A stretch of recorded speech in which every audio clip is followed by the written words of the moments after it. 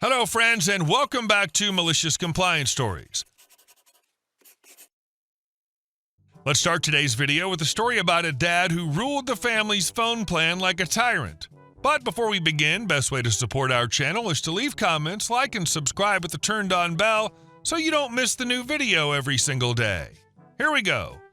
The family data drama that turned into sweet karma.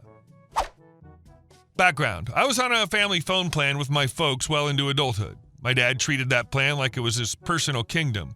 We all paid into it each month, but somehow he acted like the entire data allotment belonged to him first, and the rest of us were lucky to get the scraps. If anyone but him used what he considered too much, we'd all get a passive-aggressive group text, "Oink oink goes the pig." Yes, a grown man texting his family that. So the rest of us had to basically treat data like it was forbidden fruit. Everything had to be done on Wi-Fi. Heaven forbid you opened YouTube on mobile or forgot you weren't connected somewhere. He demanded that the shared data be split 4 ways, except he got his half first right out of the middle. Total nonsense. Then for my birthday one year, he announces at dinner in front of extended family that I'm being kicked off the plan. Not because of cost, not because I'd done anything wrong, but because I needed to be a man and handle my own bills. He even went on a tangent about hating that some of my adult relatives were still on their parents' plans and how embarrassing he found it. Wasn't the first time he chose a birthday or holiday to deliver some unpleasant declaration, so I just took it in stride. I left dinner thinking, okay, fine, I'll get my own plan. So I did. I found the cheapest independent plan available, bare bones data, no bells or whistles. And surprise, surprise, it was about the same price I'd already been paying into the family plan anyway. And since I'd spent years rationing data like it was wartime, I barely needed any to begin with. I was completely comfortable. I didn't have to deal with snide group texts. I didn't have to justify my mobile usage like a teenager. I didn't have to listen to lectures about responsibility from someone who couldn't understand how shared plans actually work. Life was peaceful. Then about a year later, he brings it up. Casually at first. So, it might be cheaper if you came back on the plan. I just nodded and said, nah, I'm good. I like my setup. He pressed harder. Oh, come on. The carrier has a deal right now. The more people on the plan, the lower the price. It'd save all of us money. And then I realized what had happened. By kicking me off, he'd actually raised the bill for everyone who stayed. The discount structure changed, and now they were paying more per person than before. And he was feeling it. But I wasn't eager to sign up again just to give him more control over my phone usage, so I reminded him, nicely, that the only reason I got off the plan was because he insisted I step up and be an adult. He didn't like hearing his own reasoning used back at him. He tried a few more times over the next months. You get more data. It'd make things simpler. You're just being stubborn. This is costing us money. But every time I calmly said some version of, I'm just doing what you told me to do on my birthday, taking care of my own bills, being responsible. Isn't that what you wanted? He could either admit that his speech was petty and unnecessary or live with the consequences. He chose the latter. He stopped asking. He kept paying the higher rate for the downsized plan, and I stayed on my quiet little affordable plan with no drama and no oink-oink messages lighting up my phone. Your dad wasn't guarding data. He was guarding authority. That oink-oink nonsense wasn't about gigabytes. It was a way to remind everyone who he thought ran the show. So he pushed you off the plan, expecting it to feel like some grand victory. And our second story. Malicious compliance in the middle of nowhere. The case of the second opinion. Years ago, I worked in a very isolated location, energy industry, middle of nowhere. The kind of place where you're so far from civilization, the client company basically had to build its own tiny self-contained world. Housing, food, transport, security, and medical facilities. I worked in one of those clinics. Because we were so remote, medical care was free for everyone on site. No insurance, no billing codes, no deductible arguments. The client company just paid for everything as a line item in their operations budget. On paper, this was great. In practice, this also meant contractors had absolutely zero financial skin in the game, which made the system extremely easy to abuse. Enter one particular contract company. Every contractor got sick now and then. That wasn't the issue. We had people working 12-hour shifts, living in tight quarters, rotating in for 2-week hitches. Colds and sinus infections got passed around like candy. When guys came in sick, they weren't trying to skip work. They only made money when they were actively on duty, so taking a day or two of rest wasn't something anyone wanted to do unless they actually needed it. We'd evaluate them, prescribe meds if necessary, and sometimes give them 24 to 48 hours of bed rest. Pretty standard for the environment. We'd write a note for their supervisor indicating when they could safely return to work, and that was that. Except for this company. To them, our professional medical opinion apparently needed a sequel. Our note wasn't enough. No, they wanted their guys to come back again before returning to work. Even if our note clearly said, return to duty tomorrow, they wanted a fresh evaluation and a second piece of paper explicitly saying, yes, he can really return now, even if only 12 hours had passed. Why? Because they could. Because they weren't paying for it, and because someone in their management chain apparently believed excessive paperwork proved they were doing their due diligence. Meanwhile, on our side, we were routinely working 18 to 24 hours straight on our own 2-week rotations. Sick call at 6 a.m., emergencies at any hour, constant walk-ins, constant demands. We didn't have the time or the patience for needless duplicate evaluations performed solely to satisfy some middle manager's paperwork fetish. For a while, we played along, but it got old fast. Guys would stagger in, exhausted, apologizing that they were being forced to waste our time. They wanted to go back to work. We wanted them to go back to work. But nope, their boss insisted they needed that second opinion, even if the first one was less than a day old. After a couple of months, we'd had enough. So we decided to comply exactly as requested, but on our terms. When one of their guys came in for his redundant clearance note, we didn't refuse, we didn't argue. We didn't point out how stupid the requirement was. We simply said, have a seat in the waiting room. We'll call you when we're ready. Then we went about our day. We handled morning sick call first, dozens of guys. Then we saw our scheduled appointments, which always filled most of the morning. Then we handled walk-ins and follow-ups. Only after that, sometimes close to late morning or noon, we would finally call in the contractors demanding the unnecessary second evaluation. So these poor guys who wanted to be back at work ended up spending 3 hours sitting in our waiting room, on the clock, drinking our coffee, twiddling their thumbs, waiting for a doctor to walk in, glance at them, confirm nothing had changed since yesterday, and sign the stupid piece of paper their company insisted on. This happened every single day. 2 or 3 guys every morning for weeks. Shockingly, it took them a full month to realize what was happening. And when they finally did, they were pissed. They stormed into the clinic, demanding to know why we were wasting their time. They accused us of delaying their workers, slowing down operations as if we weren't following their exact instructions to the letter. But our clinic director shut that down instantly. He asked their supervisor point blank, if you went to your own doctor, paid out of pocket for an appointment, and the doctor said, come back tomorrow, would you pay again the next day just to be told the exact same thing? You could practically see the gears grinding in that man's skull. He didn't like the question. He didn't like the answer even more. But he had nothing to stand on. And just like that, the duplicate paperwork nonsense disappeared. From then on, if we said someone could go back to work on Wednesday, they went back on Wednesday. No return visit, no second note, no bureaucratic dog and pony show. Everyone was happier. The workers, the clinic, even eventually the contractor, because their productivity went back up once they stopped forcing healthy employees to sit in a waiting room half the morning. Their whole system was built on the assumption that you'd accommodate them forever. They figured the clinic was just a vending machine for paperwork. Push a button, get a note. No thought to staffing, workload, medical necessity, just vibes and forms. And our next story. Our boss's reign of terror ended with a single send button. Let's call him Clive. That name alone tells you everything you need to know.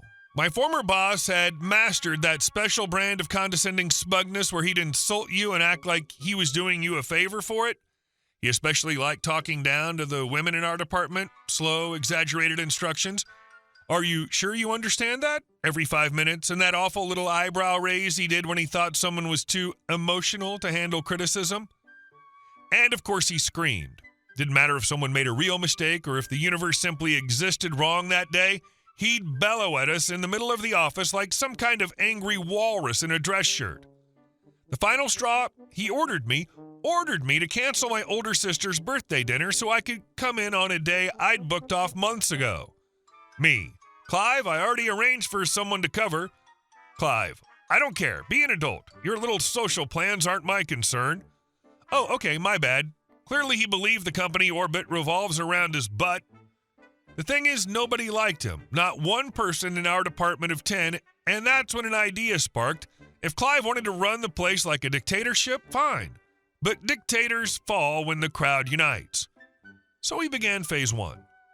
We started compiling everything, every inappropriate comment, every time he ignored someone's booked holiday, every email dripping with condescension, every documented meltdown. One of us started a shared Google Doc. By the end of 2 weeks, it was 23 pages long. Phase 2 required something more dramatic. We needed fresh, unambiguous proof, his behavior on full display. One of our newer employees, Ellie, offered to be the bait. She was tiny, soft-spoken, and exactly the type he loved to steamroll. She purposely entered a beginner-level error on a form and handed it in. Right on cue, Clive pounced. He stormed out of his office, holding the page like it was radioactive. Clive: Ellie, what is this? Are you actually this incompetent? He proceeded to scream at her in front of all of us for a full 2 minutes, red-faced and spitting, while Ellie stood there doing the most Oscar-worthy trying not to cry performance I've ever seen. Meanwhile, 5 of us filmed from behind our monitors. Perfect. Phase 3 was where we really brought out the fireworks. Our company's internal email system was, frankly, built by drunk raccoons. Anyone with basic access could send messages to entire departments, including managers, directors, and even the CEO, as long as you had the right distribution name. We all knew those names. So we set up a burner email, 10 a.m. on a Tuesday, peak traffic, everyone awake, everyone active. Then we blasted our beautiful, damning Google Doc to every single department in the company. Subject line: urgent info regarding Clive Rudman, Eastbrook Office, Operations Division. We hit send.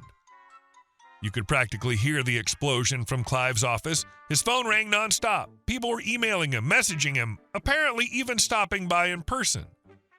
For the first time since I'd known him, Clive looked small, panicked, very, very mortal. Within the hour, HR had called in an emergency discussion. The company launched an investigation. We all played dumb about the email. Not that anyone believed we weren't behind it, but we didn't have to admit anything. A week later, Clive was placed on leave pending review. 2 weeks after that, he resigned. We all knew what that meant. HR doesn't use that tone unless they're strongly suggesting someone leave before they're pushed. Our department celebrated quietly, and by quietly I mean someone brought cupcakes shaped like little tombstones with CR written on them. Completely inappropriate. Totally worth it. His replacement showed up the following month. Also a jerk, but more of a garden variety incompetent middle manager type rather than screaming tyrant. We could live with that. But the salty cherry on top? Last month, one of my coworkers found Clive's public Facebook profile. His profile banner was gone, his profile picture was gone, his relationship status was updated to separated, and the only public post visible said, "Going through a difficult time, please respect my privacy." We didn't comment, we didn't share it. We didn't say a word. But in our group chat, let's just say the celebratory gifts were flowing. Clive always said he believed in accountability. Turns out, he finally got some. A manager can only operate on intimidation for so long before the people underneath them decide to hold the mirror up. He cultivated fear, not respect. He dismissed boundaries, dismissed humanity, and dismissed the basic dignity of the people doing the work he depended on. And our last story. Neighbor committing property crime and forcing me out of my own home. Everything with that neighbor had been building up for months. I kept trying to be patient because all I wanted was to run my quiet little wrap shop out of my garage. Nothing loud, nothing messy, just me, a heat gun, a knife, and a squeegee. But from the day I moved in, this guy made it his life's mission to sabotage me. First came the note about my BMW being too loud, like I was starting a drag race at dawn. Then he escalated to telling my friend not to park in front of his house, as if the public street was his personal driveway. Suddenly, every time I parked legally anywhere near him, I'd get slapped with a 72-hour notice from the city. He clearly had parking enforcement on speed dial. Then came the anonymous email accusing me of running an illegal mechanic shop. I don't even use power tools, just a heat gun. But it didn't stop there. He hit my girlfriend's side mirror, spit on my relative's truck, called the cops over some minor thing, and even reported us for riding slow wheelies on bikes.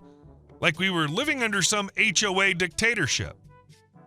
The city code officer eventually admitted someone, gee, who could it be, kept reporting me. She told me, just close the garage door and you're fine. But even that didn't stop him. Next, I got another email telling me to get out of the neighborhood and threatening consequences if my girlfriend so much as walked near his property. Then he left a fake 1-star review about my business, trying to tank it. I finally tried to get a harassment order, but the judge basically said, yeah, he's awful, but he hasn't threatened to kill you, so my hands are tied. Then came the last straw. My friend's car window got blown out. A perfect hole, not random vandalism. It looked like a slingshot hit, and the shot came from just outside my camera's view. He knew my blind spots. And that's when karma finally checked in. Turns out this guy hadn't just been slingshotting cars, he'd been targeting birds, squirrels, even neighborhood pets. One neighbor caught him on a doorbell cam trying to hit a cat. That video went straight to animal control, then the police, then the city attorney. Suddenly, this dude wasn't just an annoying note-writing menace, he was facing animal cruelty, vandalism, malicious mischief, and illegal discharge of a projectile weapon within city limits. He was facing animal cruelty, vandalism, malicious mischief, and illegal discharge of a projectile weapon within city limits. They hit him with fines, mandatory counseling, and a no-contact order so wide he wasn't allowed within 500 feet of me or my home. Which was hilarious because his house literally shared a property line with mine. That meant he legally couldn't live there anymore. He had to move out, pack his stuff, disappear. Within weeks, his house was on the market with one of those suspiciously cheerful listings that practically scream, please don't ask about the previous owner. 2 months later, sold. Empty. Quiet. Now my shop's thriving. My cars stay parked wherever I want, my neighbors are great, and the only thing missing is that petty little slingshot warrior who thought he could bully me out of my own street. Good riddance. That's the thing with men who run on pettiness instead of logic. They don't realize they're digging their own hole until they're almost chest deep. The moment he aimed that slingshot at anything living, he graduated from annoyance to criminal. Hey guys, thank you all for watching the video. I'll see you in the next one.